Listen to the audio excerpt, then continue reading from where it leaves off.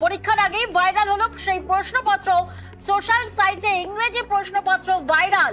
প্রথমত যেটা বেরিয়েছে সেটা হচ্ছে এনজিএ একটা অংশ, সেটাকে ইভেন সেই কোয়েশ্চেন পেপার নাম্বার বা QR code bar code basically কালি দিয়ে ওটাকে শ্যাডো করা হয়েছে। নমস্কার বন্ধুরা, উচ্চ মাধ্যমিক পরীক্ষার ঠিক আগে উচ্চ মাধ্যমিকের প্রশ্নপত্র ফাঁস হয়ে গেছিল, অর্থাৎ গতকালকে রাতেই সমস্ত প্রশ্ন কিন্তু ফাঁস হয়ে গেছিল উচ্চ মাধ্যমিকে।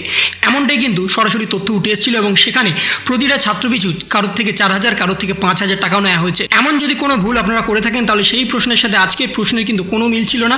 সেই প্রশ্নের সাথে আজকে যা যা প্রশ্ন পড়েছে তার হুবহু একটা প্রশ্নও কিন্তু আসেনি। আপনাদের গচ্ছিত টাকা, আপনাদের দায়ে সর্বস্ব কিন্তু জলাঞ্জলি চলে গেছে ইতিমধ্যেই। তাই বর্তমানে আগামী যে সমস্ত পরীক্ষা আসছে সেই সমস্ত পরীক্ষায় যদি এরকম যদি কোনো প্রলোভনের ফাঁদে যদি আপনারা পা দেন তাহলে সেই টাকাটা কিন্তু আপনাদের দায়ে সম্পূর্ণ চলে যাবে।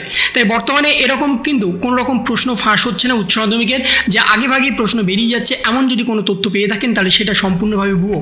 কিন্তু বর্তমানে আজকে যে ইংরেজি পরীক্ষা হচ্ছে সেক্ষেত্রে কিন্তু আপনাদের অতিরিক্ত 4 নাম্বার আসতে পারে এবং যারা যারা বর্তমানে উচ্চ মাধ্যমিকে ইংরেজি পরীক্ষাতে ন্যূনতম কিছু লিখে এসেছেন তাদের কিন্তু সরাসরি পাশ করিয়ে দেওয়া হবে, এমনটাই কিন্তু বলা হচ্ছে। কারণ উচ্চ মাধ্যমিকের যে এমসিকিউ এবং এসিকিউ ছিল সেখান থেকে কিন্তু প্রায় আপনাদের 36 নাম্বার ছিল। সেই 36 নাম্বারের মধ্যে যদি আপনারা ন্যূনতম 20 নম্বর অ্যাটেন্ড করে আসেন তাহলে কিন্তু আপনাদের পাস মার্কের খুব কাছাকাছি চলে আসবে।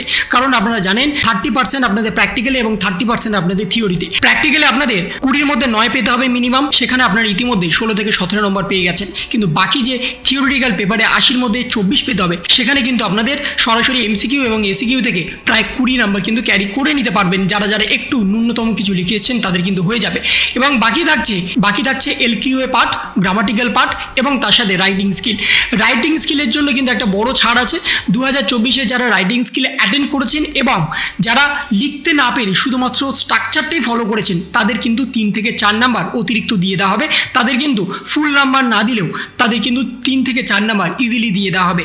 এবং তার সাথে যদি আপনারা এলকিউএ প্রশ্ন অ্যাটেন্ড করে আসেন, ন্যূনতম কিছু লিখে আসেন, গ্রামাটিক্যাল ভুল যদি না করে এবং বানান ভুল যদি না করে ন্যূনতম কিছু লিখে আসেন তাহলে কিন্তু আপনাদের মিনিমাম হাফ থেকে 1.5 নাম্বার দিয়ে দেবে। কিন্তু গ্রামাটিক্যাল পার্টে কিন্তু এমন কোনো অপশন কিন্তু আপনাদের হাতে থাকবে না, কারণ গ্রামাটিক্যাল পার্টে একটা ভুলের জন্য পুরো সেন্টেন্সটাই চেঞ্জ হয়ে যাবে, পুরো সেন্টেন্সের মানেই চেঞ্জ হয়ে যাবে। তাই গ্রামাটিক্যাল পার্ট বাদে যারা যারা এমসিকিউ, এসিকিউ, এলকিউএ এবং রাইটিং স্কিল করে এসেছেন তাদের কিন্তু ছাঁকা নাম্বার না এলেও তাদের কিন্তু পাস মার্কটা ইজিলি উঠে আসবে। তাই বর্তমানে যারা যারা এই পদ্ধতি অবলম্বন করে নিজেদের পরীক্ষাটা দিয়ে এসেছেন তাদের কিন্তু পাস করা থেকে কেউ আটকাতে পারবে না। ন্যূনতম যদি কিছু লিখে আসেন তাহলেও কিন্তু আপনাদের নাম্বার চলে আসবে। এবং এমসিকিউ এবং এসিকিউর জন্য আলাদা আলাদা পার্ট ছিল, সেই পার্টে যদি আপনারা ঠিকঠাকভাবে অ্যান্সার করে আসেন তাহলে কিন্তু আপনাদের নাম্বারটা ভালো আসবে। যদি এসিকিউর জায়গায় এমসিকিউ লিখে আসেন এবং এমসিকিউর জায়গায় এসিকিউ লিখে আসেন তাহলে কিন্তু সম্পূর্ণ নাম্বারটাই কাটা যাবে। কিন্তু আপনারা এমনটা করেনি, সেটা কিন্তু আপনারা নিজেদের উপর কনফিডেন্ট আছেন। তাই বর্তমানে যারা যারা ন্যূনতম কিছু লিখে এসেছেন অর্থাৎ এমসিকিউ, এসিকিউ, এলকিউএ এবং তার সাথে গ্রামাটিক্যাল পার্ট এবং তার সাথে রাইটিং স্কিল ন্যূনতম যদি কিছু অ্যাটেন্ড করে আসেন তাহলে 24 নাম্বার কিন্তু ইজিলি আপনাদের ছাঁকা চলে আসবে। 24 নাম্বার কিন্তু মিনিমাম আপনাদের ম্যান্ডেটরি পেতে হবে। যদি কোনো কারণে 24-এর থেকে 20 নাম্বার পেয়ে যান তাহলে কিন্তু সেক্ষেত্রে গ্রেস নাম্বার দিয়ে আপনাদের পাস করিয়ে দেওয়া হবে। তাই পাস করা নিয়ে আপনাদের কোনো চিন্তার কারণে আগামী পরীক্ষাতে যদি কোনো প্রশ্ন আগে থেকে ভাইরাল হয়, আগে থেকে ফাঁস হয়ে যায়, এমন যদি কোনো তথ্য উঠে আসে এবং সেখানে যদি আপনারা প্রলোভিত হয়ে নিজেদের টাকা দিয়ে থাকেন তাহলে সেই টাকাটা কিন্তু সম্পূর্ণভাবে গচ্ছায় চলে গেছে ইতিমধ্যে। সেই প্রশ্ন কিন্তু কোনোভাবে 2024-এ উচ্চ মাধ্যমিক পরীক্ষা আসবে না, এমনটা কিন্তু আগে থেকে জেনে রাখুন। কোনোভাবে কোনো প্রলোভনে পা দেবেন না। যা যা পড়েছেন সেই নিজের পড়ার উপরে বিশ্বাস রাখুন এবং আগামী পরীক্ষায় ভালো পারফরমেন্স করার চেষ্টা করুন।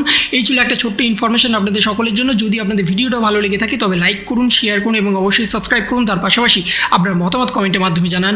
ভালো থাকুন, সুস্থ থাকুন, ধন্যবাদ।